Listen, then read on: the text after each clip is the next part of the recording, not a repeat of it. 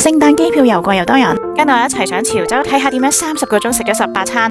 記得睇到最尾有完整名單。第一餐呢就嗌咗個桂花酒釀丸子，個味道呢就比較淡。之後就入咗古鎮食一間魚餃，呢間魚餃冇腥味，怕魚嘅朋友可以試一試。喺附近求其買咗一杯奶茶，點知係全日嘅 MVP 喎，鹹香嘅芝士茶真係好有驚喜。之後小食就食咗個潮州嘅腐乳雞翼，外脆入邊係爆炸嘅南乳味。晚餐呢就食咗阿彬牛肉火鍋，你睇下個牛肉新鮮到黐線。美團嘅2人餐都好抵食。宵夜呢就買咗必飲嘅油甘汁，任飲任試。甘草水果呢間睇落比較乾淨，中意食酸嘅朋友呢就比較啱啦。另外買咗個甜品，呢一個鴨母撚，比起湯圓呢我就覺得佢軟熟好多。翻到去酒店都忍唔住要喺美團買到個外賣啊！潮州毒藥點可以唔食啊？呢個蝦同埋絲堪呢都好鮮味，好新鮮。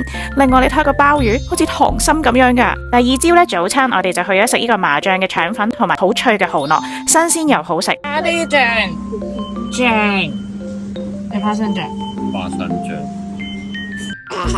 翻去古鎮見到好多人排隊，買咗件，估唔到個外皮好脆，好有驚喜。手上呢另外就買咗個桃酥，入口即化，加上呢我心心念念嘅綠豆餅，呢個充滿住豬油香嘅酥脆餅皮，真係要買多盒俾啲 friend 啊！估唔到呢一間嘅茶香又幾突出喎，大皮子又酸又有甜。為咗呢一個滷水鵝，我先至特登再嚟潮州啊！呢一間呢就好似由一個街市小店變成咗集團嘅味道，個味道呢就冇變，亦都係我覺得全世界最好食嘅滷水鵝，充滿住油香同埋嫩滑嘅質感。最尾呢都係要食翻個糖蔥餅先可以翻香港。呢一個呢就係一個比較新式嘅味道。翻高鐵站都要買多2杯奶茶。如果中意我哋嘅分享，俾個 like 同 subscribe 我哋支持下啦，拜拜。